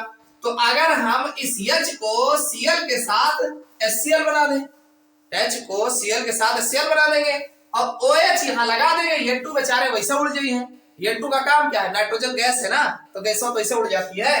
तो आराम से आपका यही जो है बेंजीन डाइजोनियम क्लोराइड जो है चेंज हो जाएगा, यहाँ OH लग जाएगा। ध्यान समझिएगा, यहाँ OH, ये बना N2 और ये बना Cl, तो इसका नाम हो गया फिनाल। समझ में आया कि नहीं, नहीं समझ में आया। देखो इसको लिखोगे कैसे, लिखना बड़ा आसान है, केवल इतने बताना है। क्या लिखना है, देखो लिखोगे कि जब हम बेंजीन डाइजोनियम क्लोराइड, किसकी, बेंजीन डाइजोनियम क्लोराइड की अपक्रिया जल के साथ कराते, किसके साथ कराओगे, जल के साथ H2SO4 की उपस्थिति में कराते। किसकी उपस्थिति में कराओगे, H2SO4 की उपस्थिति में कराते हैं, तब हमें फिनाल प्राप्त होता है। बस इतना ही लिखना है, इसके आगे लिखने की जरूरत नहीं है। रिएक्शन अगर बन गया तो लिखने में कोई दिक्कत नहीं होगी। भाई सीधा सीधा आप बताएंगे बेंजीन डाइजोनियम क्लोराइड और साथ में जल लेंगे और H2SO4 की उपस्थिति में गर्म कर देंगे तो हमारा फिनाल बना तैयार है। समझ में आ गया ना, बड़ा आसान है। चलिए अब हम अगला देख लेते हैं। चलिए अगली विधि देख लेते हैं, हाइलो एरीन। एरीन जानते हो, एरीन का मतलब एरोमेटिक बेंजीन रिंग होता है, ठीक है। बेंजीन रिंग को, बेंजीन की संरचना को एरीन कहा जाता है, बेंजीन को एरीन कहते हैं। अब हाइलो एरीन कहा गया, हाइलो मतलब क्लोरीन, क्लोरीन लगा दीजिए और एरीन आपका एरोमेटिक हो जाएगा। तो ये है भाई हाइलो एरीन, कौन है, ये बेंजीन रिंग बना दीजिएगा और इस पर जो है Cl लगा दीजिएगा, तो ये हो जाएगा हाइलो एरीन, हाइलो एरीन। अगर गौर से देखोगे तो ये है क्लोरोबेंजीन। क्या ये, क्लोरोबेंजीन है। क्लोरोबेंजीन एक प्रकार का हाइलो एरीन है। समझ में आ गया ना, कुछ नहीं करना है, इस पर NaOH की अपक्रिया करा देना। किसकी अपक्रिया कराओगे, NaOH, ये कौन है, क्षार है, क्षार, यानी आप NaOH सोडियम हाइड्रोक्साइड है। कुल मिला के, और सुनिए, ध्यान सुनिए, कुछ नहीं करना है। Na जो है Cl, NaCl की दोस्ती इतनी तगड़ी होती है कि जैसे अपोजिट मिलते हैं तुरंत NaCl बना लेते हैं। तो अब इनके जगह यहाँ जब खाली होगा तो OH मजबूरन यहाँ आके लग जाएगा, OH इसी पे आके लग जाएगा, तो ये आपका बन जाएगा जिसे बनाना चाहते हैं आप। क्या बनाना चाह रहे थे, आप बनाना चाह रहे थे फिनाल OH, और NaCl निकल के दबे भाई, तो ये आपका NaCl निकल जाएगा और ये OH आराम से लग जाएगा। यही तो बन गया फिनाल। ये क्या है, फिनाल है। इसको लिखोगे कैसे, लिखना बहुत आसान है। आप बताएंगे कि जब हम हाइलो एरीन यानी क्लोरोबेंजीन की अपक्रिया क्षारों के साथ कराते, किसके साथ कराओगे, क्षार, थोड़ा जरूरी नहीं रहा NaOH लियो, आप जो है KOH भी ले सकते हैं। क्या ले सकते हो, KOH, पोटेशियम हाइड्रोक्साइड भी ले लेंगे, तो पोटेशियम हाइड्रोक्साइड लेंगे KCl निकल जाएगा, बाकी बन जाएगा। समझ में आएगा नहीं, तो आप कहेंगे जब हम हाइलो एरीन की अपक्रिया क्षार के साथ कराते हैं तो हमें फिनाल प्राप्त होता है। समझ में आएगा नहीं, तो ये फिनाल बनाने की विधि है। तो दो विधि हमने आपको बता दी, दोनों विधि समझ में आ गया होगा, लिख भी ले जाओगे, कोई दिक्कत तो है नहीं ना कि लिख दे, अरे लिख लेना जी। इसमें यही करना है कि जब हम क्लोरोबेंजीन पर NaOH की अपक्रिया कराते हैं तो हमें फिनाल प्राप्त होता है, बस हो जाएगा। देखो बच्चों, अगली फिनाल बनाने की जो विधि है वो है सोडियम सैलिसिलेट से।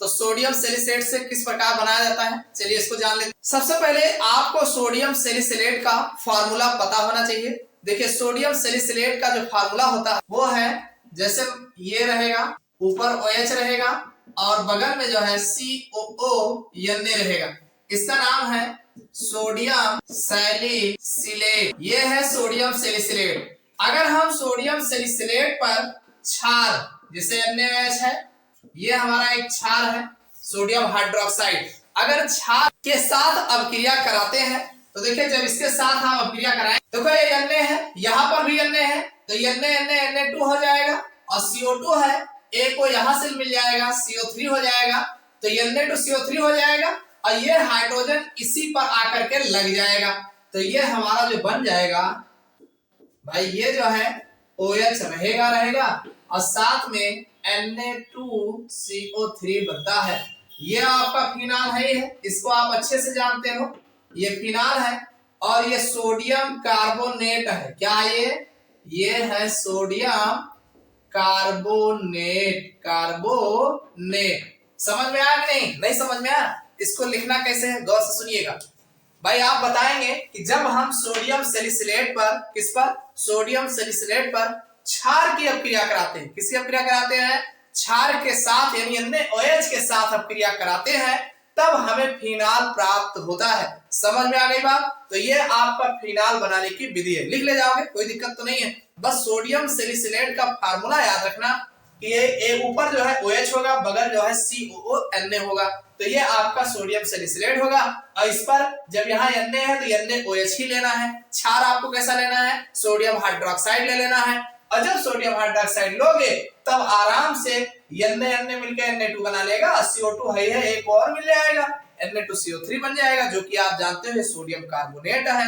भाई सोडियम कार्बोनेट का फार्मूला क्या होता है?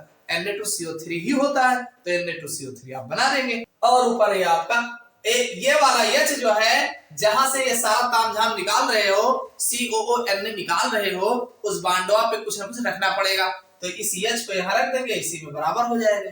समझ में आ गया ना? तो ये आपका जो है फिनाल बनाने की विधियां। अब हम फिनाल के कुछ रासायनिक गुण भी देख लेते हैं जो आपके बोर्ड एग्जाम्स में पूछे जाते हैं। देखो, अगर हम बात फिनाल के रासायनिक गुण की करें तो फिनाल के रासायनिक गुण में सबसे पहला गुण हम बताएंगे अपचयन और अपचयन। चलिए हम अपचयन, फिनाल का अपचयन किस प्रकार होता है इसको जान लेते हैं। तो फिनाल, देखो भाई फिनाल का फार्मूला तो भूलोगे नहीं, अब तो याद ही हो गया होगा कि फिनाल जो है बेंजीन रिंग पर OH लगा होता है, ये फिनाल है। कौन है ये फिनाल है। फिनाल का अपचयन मतलब H2 से अपक्रिया कराओगे, अब किसकी उपस्थिति में? MnO2 के उत्प्रेरक की उपस्थिति में। कौन सा उत्प्रेरक लिए हो? MnO2 उत्प्रेरक लेंगे। तो MnO2 उत्प्रेरक की उपस्थिति में जब अपक्रिया कराओगे तो देखो भाई, एक OH के साथ मिलकर के H2O बना लेगा, एक हाइड्रोजन यहीं लग जाएगा, तो ये आपका बेंजीन बन जाएगा। क्या बन जाएगा? बेंजीन बन जाएगा। और दूसरा जो है भाई HOH मिल करके H2O बन जाएंगे, तो ये आपका बेंजीन बन जाएगा। तो आप इसको लिखेंगे कैसे?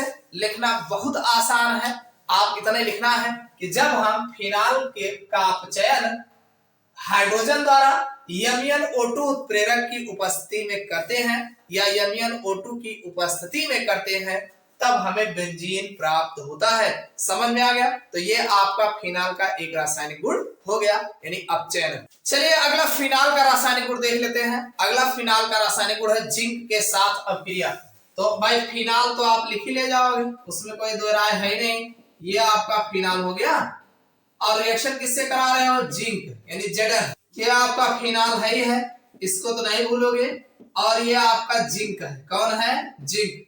और जब जिंक के साथ कराओगे बड़ा आसान है, कुछ नहीं करना है। ये जिंक जो है ऑक्सीजन, आपको पता है कि Zn पर 2+ चार्ज होता है, तो एक ऑक्सीजन पर 2 नेगेटिव चार्ज होता है, तो ये Zn जो होगा ऑक्सीजन ले लेगा, ये हाइड्रोजन इसी में आ जाएगा, तो ये हमारा फिर जो है फिनाल जो है ये जो है बेंजीन में परिवर्तित हो जाएगा और हमारा ये ZnO बन जाएगा और ये हमारा बेंजीन बन जाएगा।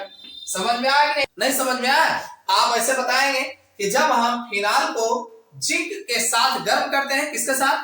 जिंक के साथ अपक्रिया कराते हैं, तो हमें बेंजीन प्राप्त होता है। समझ में आ गया? बड़ा आसान है। चलिए अगला रासायनिक गुण देख लेते हैं। अब हम फिनाल की जो है अमोनिया के साथ अपक्रिया देख लेते हैं। चलिए देखते हैं कैसे किया जाएगा। देखो ये आपका फिनाल है, फिनाल तो आप भूलोगे नहीं, ये हो गया OH, ये है भाई फिनाल। और इस पर जो है अमोनिया, अमोनिया का फार्मूला पता है ना? NH3 की अपक्रिया कराएं। आपको पता है ये जो NH3 होता है ये NH2 और इसमें एक H आपका 5 निकलेगा, तो ये H जो है इस OH के साथ H2O बना लेगा और ये NH2 जो है यही लगा देंगे ला करके, तो ये आपका जो प्रोडक्ट बन जाएगा, कुछ नहीं करना है, यहाँ NH2 लगा देना है और साथ में H2 निकाल देना है, तो ये आपका एनिलीन बना। क्या बना है?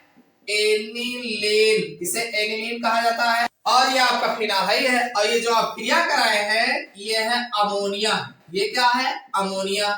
तो आप सीधा सीधा लिखेंगे, क्या लिखना है कि जब हम फिनाल की अभिक्रिया NH3 मतलब अमोनिया के साथ कराते हैं तब हमें एनिलीन प्राप्त होता है। क्या प्राप्त होता है, एनिलीन बनता है। बस इतना लिखना है और रिएक्शन दे देना है। समझ में आ गया होगा।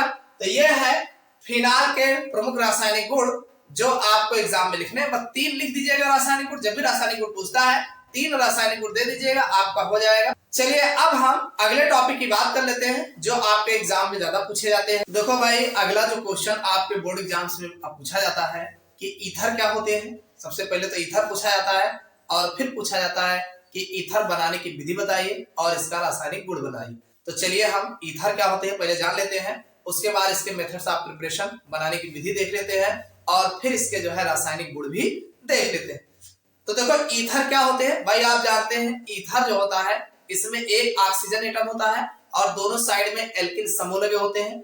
एल्किल समूह भी लगा हो सकता है और एरिल समूह भी लगा हो सकता है, मतलब एरोमेटिक कंपाउंड यानी बेंजीन रिंग भी लगा हो सकता है और हमारा एल्किल समूह भी लगा हो सकता है। तो कहा गया है कि वह यौगिक जिनमें 2 एल्किल अथवा एरिल समूह एक ऑक्सीजन परमाणु से जुड़ा होता है ईथर कहलाता है।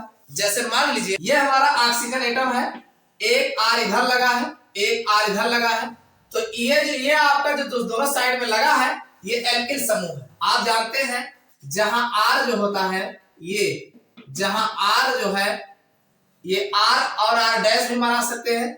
आर व आर डैश 2 एल्किल समूह है। क्या है ये, एल्किल समूह है। समझ में आया कि नहीं। तो भाई जब जो है 2 एल्किल समूह जो है किसी ऑक्सीजन परमाणु के साथ जुड़े होते हैं तो जो बनाते हैं वो ईथर जो है कहलाता है। ये तो बात हो गई एल्किल समूह की। अब कोई जरूरी नहीं है ये आर जो हो आर होना चाहिए, आर की जगह पे आप एरोमेटिक भी ले सकते हैं। कहने का मतलब यहाँ पर एक AR ले लीजिए, O ले लीजिए और R ले लीजिए। तो इस प्रकार से आप कोई जरूरी नहीं है, यहाँ AR दोनों भी ले सकते हो, ऐसा भी बना सकते हो। तो ये हमारा 2 एरिल समूह हो गया, जहां AR जो है वो एरिल समूह है। क्या है ये, एरिल। एरिल का मतलब हुआ एरोमेटिक बेंजीन रिंग, एरोमेटिक से लिया गया है और एरोमेटिक में बेंजीन रिंग सबसे पहले आता है। तो ये आपका एरिल समूह है और भाई 2 एरिल समूह इसमें लगे हैं। इसी प्रकार ऐसा भी हो सकता है कि AR जो है O के साथ और दूसरे साइड में R लगा हो, तो AR एरिल हो जाएगा, R एल्किल हो जाएगा, दोनों मिल करके तो ये सब जो है ईथर बनाते हैं। क्या बनाते हैं, ये सब ईथर है। समझ में आया, ईथर क्या होते हैं, जब 2 एल्किल समूह किसी एल्किल समूह अथवा एरिल समूह, ये कौन समूह है, एरिल है। जब 2 एरिल अथवा एल्किल समूह किसी ऑक्सीजन परमाणु के साथ जुड़े होते हैं तो जो बनाते हैं वो ईथर कहलाते हैं। अब ये जो ईथर होता है ये 2 प्रकार के ईथर आपको देखने को मिलेंगे। एक होता है सममित ईथर। अब ये सममित ईथर क्या होते हैं, देखो भाई सममित मतलब हुआ समान, और समान का मतलब ये है कि भाई ये जो आर है और इस ऑक्सीजन के साथ ये आर, यानी दोनों एल्किल सेम हो। जब जो है दोनों एल्किल समूह सेम होगा ऑक्सीजन के साथ जो जुड़ा हो तो इसे हम सममित ईथर कहते हैं। क्या बोलते हैं, सममित। जैसे मान लो कि ये हमारा CH3 है, O है और ये CH3 है, तो ये जो बना है इसे हम सममित ईथर में लिया जाएगा। इसका नाम अगर देखा जाए तो ये बाई मेथिल समूह लगा है तो डाई मेथिल और ब्रेकर बीच में क्या लगा है, ईथर, तो ये डाई मेथिल ईथर हो जाएगा। इसी तरीके से सममित में एरोमेटिक वाला भी आएगा। जैसे मान लीजिए C6H5O C6H5, तो ये है डाई फेनिल ईथर। भाई दोनों साइड में एरोमेटिक बेंजीन रिंग लगा है तो डाई, इसे फेनिल कहा जाता है, तो डाई फेनिल ईथर। तो इस तरीके से ये आपके जो है सममित ईथर के अंतर्गत जो है आते हैं। इसी तरीके से अगर असममित ईथर की बात करें, अगर हम असममित ईथर की बात करें तो देखो भाई इसमें होता क्या है, एक R होगा और दूसरा हमारा R डैश होगा, यानी एक एल्किल समूह होगा तो एल्किल जो होगा, दूसरा जो हमारा एल्किल होगा वो डिफरेंट टाइप का होगा, तो ये हमारा जो है असममित ईथर बोला जाएगा। जैसे मान लीजिए कि एक साइड में हमने CH3 लगा दिया और दूसरे साइड में C2H5 लगा दिए, तो अब ये जो बना है ये हो जाएगा भाई हमारा एक साइड में मेथिल लगा है तो मेथिल और दूसरे साइड में एथिल लगा है और बीच में ईथर समूह है, तो ये हमारा असम्मित ईथर के अंतर्गत आता है। इसी तरीके से ऐसा भी हो सकता है कि भाई एक साइड में C6H5 लगाए हो और दूसरे साइड में CH3 लगाए हो, तो ये भी आपका भाई ये आपका हो जाएगा मेथिल और ये हो जाएगा फेनिल, ये हो जाएगा मेथिल और ये हो जाएगा फेनिल और ये हो जाएगा ईथर। तो ये आपके असम्मित ईथर के अंतर्गत जो है आते हैं। समझ में आ गया ना? ईथर दो कैटेगरी में रखा गया है, एक सम्मित ईथर और दूसरा असम्मित ईथर। सम्मित ईथर में अगर देखा जाए तो हमारा जो है डाइमेथिल ईथर हो जाएगा, डाइफेनिल ईथर हो जाएगा, डाइएथिल ईथर हो जाएगा। समझ में आया नहीं? कुल मिला के दोनों आर पोजीशन पर सेम लगा होगा तो ये सम्मित होगा और दोनों आर जो है डिफरेंट होगा तो वो असम्मित ईथर बोला जाएगा। तो समझ में आ गया होगा ईथर क्या है। देखो बच्चों, चलिए हम ईथर बनाने की विधियों के बारे में जान लेते हैं। ईथर का निर्माण किस प्रकार से किया जाता है। तो सबसे पहली विधि हम देखेंगे वो है अल्कोहलों के निर्जलीकरण से। यदि हम अल्कोहल का निर्जलीकरण कराते हैं तो हमें जो है ईथर बनता है। कैसे बनता है चलिए जान लेते हैं। भाई अल्कोहल का फार्मूला आप जानते हैं C2H5OH है और इसी पर एक पार्टिकल और अल्कोहल ले लेते हैं C2H5OH। ये हमारा एथिल अल्कोहल है। क्या है ये? एथिल अल्कोहल है। भाई दोनों एथिल अल्कोहल है, इसमें अलग नहीं है। इसके दो अणु हमने लिया। कितना लिया है? दो अणु। और दोनों ले करके अगर हम शांत H2SO4 की उपस्थिति में कुल मिला के अगर शांत H2SO4 की उपस्थिति में गर्म करते हैं तो होगा क्या? देखो बच्चों, कुछ नहीं करना है। ये जो OH है इसके H के साथ जो है H2O बना लेगा। क्या बना लेगा? H2O। तो देखो बचा क्या है? C2H5O बचा है, C2H5 बचा है। तो आराम से आपका C2H5O और फिर C2H5 बन जाएगा और H2O निकल गया। तो ये हमारा बन गया डाई और दोनों साइड में क्या लगा? भाई ये हमारा हो गया डाई और दोनों साइड में एथिल लगा है तो डाई एथिल और ब्रेक बीच में क्या लगा? ईथर। तो ईथर हो जाएगा। तो कहने मतलब आप लिखोगे कैसे? इसको लिखना बड़ा आसान है, कुछ नहीं करना है। आप बताएंगे जब हम अल्कोहल का निर्जलीकरण सांद्र H2SO4 की उपस्थिति में कराते हैं। किसकी उपस्थिति में करा रहे हैं? H2SO4 की उपस्थिति में कराते हैं तब हमें डाई एथिल ईथर प्राप्त होता है, यानी ईथर बनता है। बस ईथर बनाने की विधि पढ़ रहे हो ना, तो यहाँ डाई एथिल ईथर बताओ या ना बताओ, इतना बता दो ईथर बनता है, बस काम हो जाएगा। आप बताएंगे जब हम अल्कोहलों का निर्जलीकरण H2SO4 की उपस्थिति में करते हैं तो हमें ईथर जो है प्राप्त होता है। समझ में आ गया ना? आराम से रिएक्शन दे देना, हो जाएगा। ठीक, चलिए अब दूसरा देख लेते हैं। अगला बनाने की विधि है एथिल आयोडाइड से। भाई एथिल आयोडाइड की अभिक्रिया के द्वारा जो है ईथर बनाया जाता है। कैसे बनाया जाता है? देखो, जब हम सोडियम एथॉक्साइड का फार्मूला पता है। देखो C2H5ONa, इसका नाम है भाई ये सोडियम है, एथॉक्साइड है तो सोडियम एथॉक्साइड इसे बोलते हैं। क्या बोलते हैं? Sodium ethoxide. इस पर जो है हम क्या करेंगे?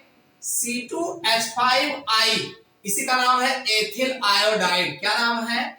Ethyl iodide. कुछ नहीं करना है, दोनों को केवल आपस में मिला देना है। आपको पता है इधर का Na इधर का I निकल जाएगा तो C2H5O C2H5। कितना आसान है बनाना भाई। C2H5O C2H5 तो ये आपका बन जाएगा C2H5O C2H5 और आपका निकल के क्या गया है? Na और I। भाई जिनकी दोस्ती बड़ी तगड़ी होती है तो NaI, इसका नाम क्या है? ये एक प्रकार का ईथर है और दोनों साइड में एथिल लगा है तो डाई एथिल ईथर कह सकते हैं। ये सोडियम आयोडाइड है। तो आप कैसे बताओगे? आप बताएंगे ऐसे लिखना है आपको। कैसे लिखना है कि जब हम सोडियम एथॉक्साइड पर एथिल आयोडाइड की अभिक्रिया कराते हैं। किसकी कराते हो? एथिल आयोडाइड की अभिक्रिया कराते हैं तब हमें ईथर प्राप्त होता है। समझ में आ गया? बड़ा आसान है। तो ये तो था ईथर बनाने की सामान्य विधियां जिसमें हमने आपको दो विधि बता दिए हैं। चलिए अब इनके कुछ रासायनिक गुण भी देख लेते हैं। देखो बच्चों, अगर ईथर के रासायनिक गुणों की बात करें तो सबसे पहला रासायनिक गुण हम जो है जल के साथ अभिक्रिया बता रहे हैं, यानी ईथर की जल से अभिक्रिया। चलिए देखते हैं क्या बनता है। भाई ये हमारा ईथर का फार्मूला जो है C2H5O C2H5 है। ये हमारा ईथर है। कौन सा ईथर है? डाई एथिल ईथर है। इस पर अगर हम जल की अभिक्रिया कराएंगे, मतलब H2O की अभिक्रिया कराते हैं। भाई आपको पता है कि जो हमारा H2O होता है HOH होता है। क्या होता है? HOH। तो आपको यहाँ कहीं ना कहीं से तो एक ऑक्सीजन हटाना पड़ेगा आपको। तो एक काम करना है, ये C2H5O जो लिखा है इस पर एक H दे देंगे तो हमारा C2H5OH बन जाएगा, और इस OH को इधर दे देंगे तो हमारा दो पार्टिकल जो है C2H5OH बन जाएगा। तो ये हमारा एल्कोहल बन जाएगा। क्या बन जाएगा? एल्कोहल। तो सीधी सी बात है, आप इसको लिखोगे कैसे? लिखने के लिए सबसे बड़ा आसान है कि जब हम ईथर की अभिक्रिया जल के साथ कराते हैं तो हमें एल्कोहल प्राप्त होता है। क्या बनता है? एल्कोहल बनता है। बस इतने बताना है, इससे ज्यादा लिखने की आवश्यकता नहीं है। यह आपका डाइएथिल ईथर हो जाएगा, H2O हो जाएगा। ठीक, समझ में आ गया होगा। चलिए अब दूसरा रिएक्शन देख लेते हैं। भाई अगला रिएक्शन है HI के साथ अभिक्रिया, यानी जो हमारा ईथर है वो HI के साथ कैसे अभिक्रिया करता है, चलो देखते हैं। ये हमारा है C2H5O, C2H5, ये आपका डाई एथिल ईथर है। ठीक, नाम तो नहीं भूलोगे। इस पर हम HI की अभिक्रिया कराएंगे। ये कौन है? Hydrogen iodide. बड़ा आसान है भाई, इसको आप कहीं ना कहीं कट करोगे और HI को भी कहीं ना कहीं कट करोगे, H+ और I नेगेटिव बनाओगे। तो एक काम करते हैं, C2H5O को अगर हम H दे देंगे तो हमारा C2H5OH बन जाएगा, और C2H5 पे लिखा है एक I पकड़ा देंगे इनको तो C2H5I बन जाएंगे। तो आराम से ये हमारा लिख देंगे C2H5OH, और इधर जो है C2H5I बन जाएगा। ये हमारा एथिल अल्कोहल। क्या है ये हमारा एथिल अल्कोहल है। एक तो अल्कोहल बना है और दूसरा हमारा एथिल आयोडाइड है। क्या है? आयोडाइड। लिख लोगे? नहीं लिख पाओगे। देखो कितना आसान है। इसको आपको बताने के लिए कुछ नहीं करना है, सिर्फ इतना लिखना है कि जब हम डाई एथिल ईथर या ईथर की अभिक्रिया HI कौन है? Hydrogen iodide. हाइड्रोजन आयोडाइड के साथ कराते हैं तो एक अल्कोहल और दूसरा जो है आयोडाइड बनता है, यानी एथिल आयोडाइड प्राप्त होता है। बस ऐसे लिख सकते हैं, और नहीं तो आप जैसे लिखो इसे बता दो कि जब हम डाई एथिल ईथर की अभिक्रिया HI के साथ कराते हैं तो एथिल अल्कोहल तथा एथिल आयोडाइड बनता है। आराम से हो जाएगा, कोई दिक्कत नहीं, लिख ले जाओगे। तो बच्चों ये थे ईथर के रासायनिक गुण, समझ में आ गया होगा।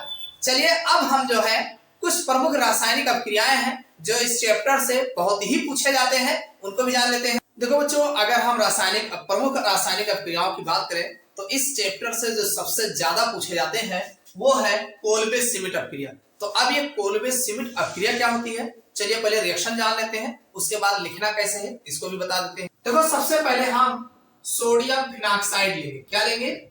सोडियम फिनॉक्साइड, यानी ONA। इसका नाम है सोडियम फिनॉक्साइड। नाम जरूर याद रखना, सोडियम फिनॉक्साइड, नाम से ही आपका क्लियर होगा।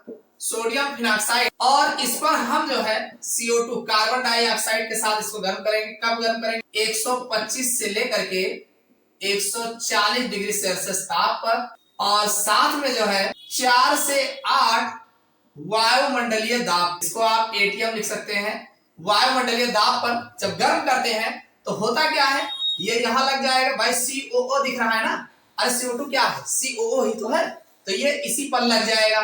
तो यहां से एक हाइड्रोजन जो निकलेगा यहां लग जाएगा और अन्य इसके साथ लग जाएंगे, तो ये हमारा चेंज हो जाएगा। ये हमारा यहाँ OH हो जाएगा और यहाँ COO अन्य बन जाएगा। तो इसका नाम ये जो बना है ये है सोडियम सैलिसिलेट है। सैलिसिलेट, ये सोडियम सैलिसिलेट है।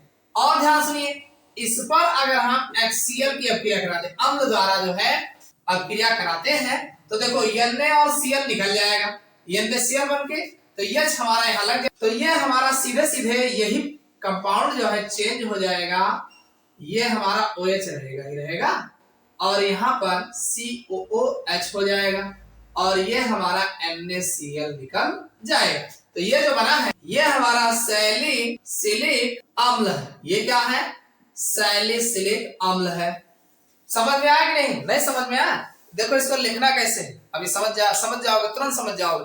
आप ऐसे बताएंगे कि जब हम सोडियम फिनॉक्साइड पर कार्बन डाइऑक्साइड की अभिक्रिया कराते हैं 125 से 140 डिग्री सेल्सियस ताप पर तथा 4 से 8 वायुमंडलीय दाब पर, तब जो है सोडियम सैलिसिलेट बनता है। क्या बनता है? सोडियम सैलिसिलेट बनता है। और बने सोडियम सैलिसिलेट का अम्ल द्वारा अपघटन कराते हैं। अम्ल द्वारा क्या करते हैं? अपघटन कराते हैं, तब हमें सैलिसिलिक अम्ल प्राप्त होता है। सैलिसिलिक अम्ल का बनना ही जो है कोल्बे श्मिट अभिक्रिया कहलाती है। यानी यह अभिक्रिया जो है कोल्बे श्मिट अभिक्रिया कहलाती है। नहीं हो पाएगा? क्या नहीं हो पाएगा जी? लिखो तो, हम बोल रहे हैं, लिखो कि जब हम सोडियम फिनॉक्साइड पर कार्बन डाइऑक्साइड की अभिक्रिया 125 से 140 डिग्री सेल्सियस ताप पर 4 से 8 वायुमंडलीय दाब पर कराते हैं, तो हमें सोडियम सैलिसिलेट बनता है, जिसका अम्ल द्वारा अपघटन कराने पर सैलिसिलिक अम्ल बनता है। यह अभिक्रिया कोल्बे श्मिट अभिक्रिया कहलाती है। कितना आसान है, आराम से बना ले जाओगे। बस सोडियम फिनॉक्साइड ले लेना, कार्बन डाइऑक्साइड ले लेना, ये इस 125 से 140 डिग्री सेल्सियस पर 4 से 8 वायुमंडलीय दाब पर गर्म करोगे तो देखो ये CO होता है, ये Na लग जाएगा, CONA, और जहां से जुड़ेगा उस कार्बनरवा पे तो हाइड्रोजन बैठा है ना। हमने शुरू में होता है कि हर बेंजीन के हर कार्बन पर हाइड्रोजन बैठा रहता है, तो जब CO लगाओगे यहाँ तो वहां से हाइड्रोजन निकलेगा, वो आगे जाके बगलिया वाले में लग जाएगा, यहाँ Na आके लग जाएगा।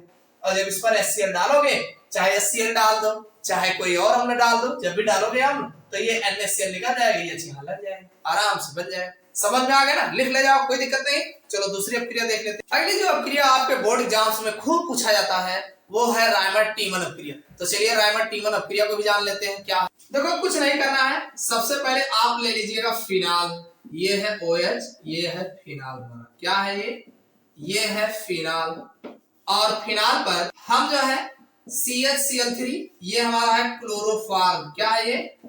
क्लोरोफॉर्म है, ध्यान रखना ये क्लोरोफॉर्म। और इस पर जो है NaOH की अभिक्रिया कराएंगे, तो ध्यान रखना ये 3 पार्टिकल होगा, क्योंकि काहे को 3 होगा, ये हमारा 3Cl और 3Na ले लेंगे, ये हमारा सोडियम हाइड्रोक्साइड है।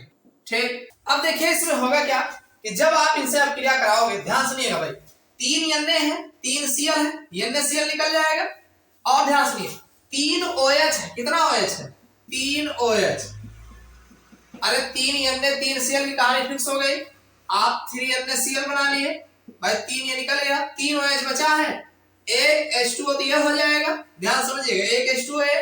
और ध्यान सुनिएगा एक H जो यहाँ लगा है, चाहे आप इसको ले लो और चाहे जहां लगाओगे यही लगाएंगे, तो यहां से भी तो हाइड्रोजन निकलेगा, तो एक H2O हो जाएगा, बचा एक ऑक्सीजन, तो इसी CH के साथ ऑक्सीजन लगा देंगे तो ये CHO हो जाएगा, और इसको उठा के ही लगा देंगे, तो ये हमारा आराम से बन जाएगा। देखो यहाँ पर OH ऑलरेडी लगे हैं, यहाँ हमने CHO लगा दिया, और साथ में 3Na 3Cl निकाल दिए, 3NaCl, और साथ में हमने 2H2, देखो एक H2 इधर एक H2 इधर, तो H2O निकल। तो ये जो बना है इसका नाम है सैलिसिल्डिहाइड है। क्या है ये?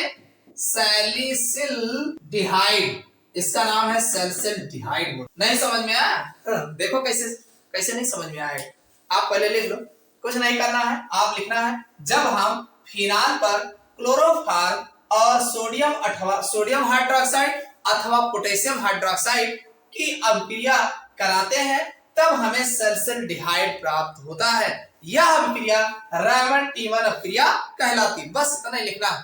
देखो कुछ नहीं हुआ है, CH लिखा है, देखो यहाँ पर हमने इनको 3 पार्ट के लिए इसको ले लिया। क्यों ले लिया? क्योंकि 3Na 3Cl हम NaCl बना देंगे। 3 OH है, 3 OH में एक H यहाँ से निकालेंगे, और देखो यहाँ 3 OH ऐसे बगलिया रखोगे तो एक H2O एक खुदे बन जाएगा, एक OH में एक H यहाँ का निकाल के लगा देंगे तो 2H2O हमारा निकल जाएगा, एक ऑक्सीजन जो बचेगा इस CH के साथ दे देंगे, तो यहाँ हमारा CH लग जाएगा। भाई यहाँ जहां लगेगा वहां से भी तो हाइड्रोजन निकलेगा, तो वो हाइड्रोजन निकलेगा तो वही HOH मिलकर के H2O बना लेगा, तो यहाँ 3 OH है तो 2H2O बना देंगे, एक ऑक्सीजन बच जाएगा, इसको CH के साथ लगा देंगे, तो ये हमारा सैलिसिल्डिहाइड बन जाएगा। समझ में आ गया?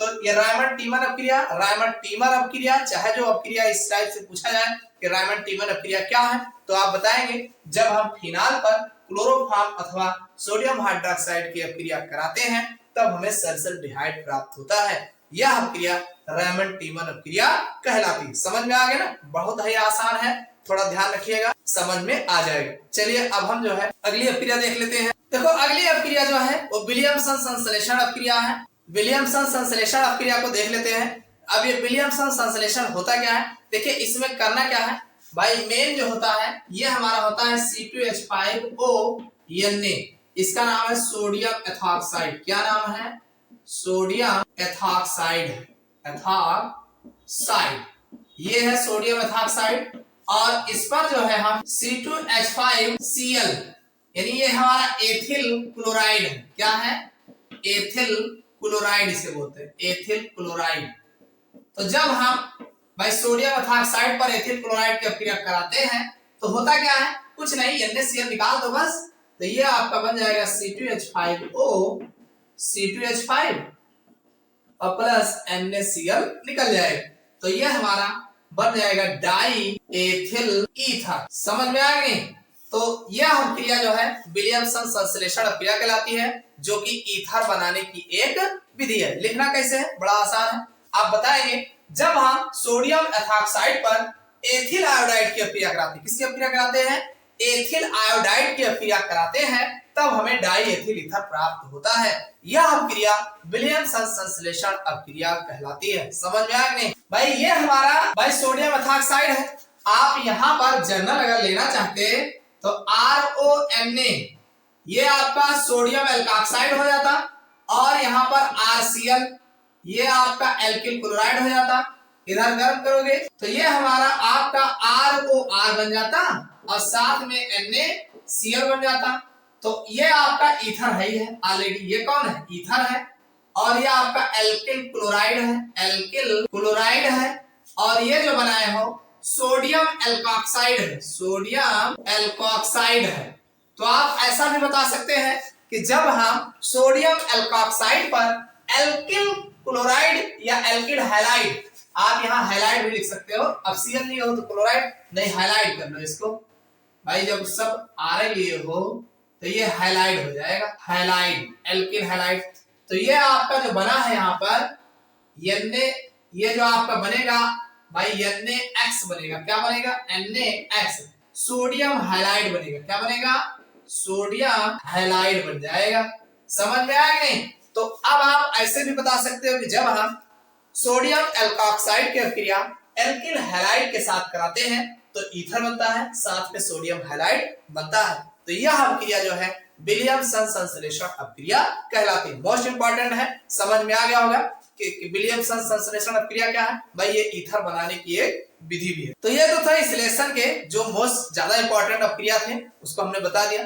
तो इस तरीके से ये आपका पूरा चैप्टर जो है समाप्त होता है, जिसमें हमने अल्कोहल देख लिया, फिनाल भी देख लिया और ईथर को भी देख लिया, तीनों को देख लिया, और इसमें जो ज्यादा इंपॉर्टेंट अपक्रिया थी उनकी भी चर्चा कर ली। अगर आप इस चैप्टर का डिटेल में अगर आप वीडियो देखना चाहते हैं तो इसका डिस्क्रिप्शन हम नीचे लिंक दे देते हैं। इसमें आपको अलग अलग टॉपिक वाइज, आपको अलग अलग हेडिंग वाइज आपको अलग अलग लेक्चर्स मिल जाएंगे। आप आराम से डिटेल में देखना चाहते हैं देख सकते हैं। वैसे इसमें से आपके लगभग जो मेन क्वेश्चन है आपको देखने को मिल जाएंगे। तो ये वीडियो आपको कैसा लगा कमेंट करके जरूर बताइएगा। फिर मिलते हैं अगले क्लास में किसी नए टॉपिक के साथ।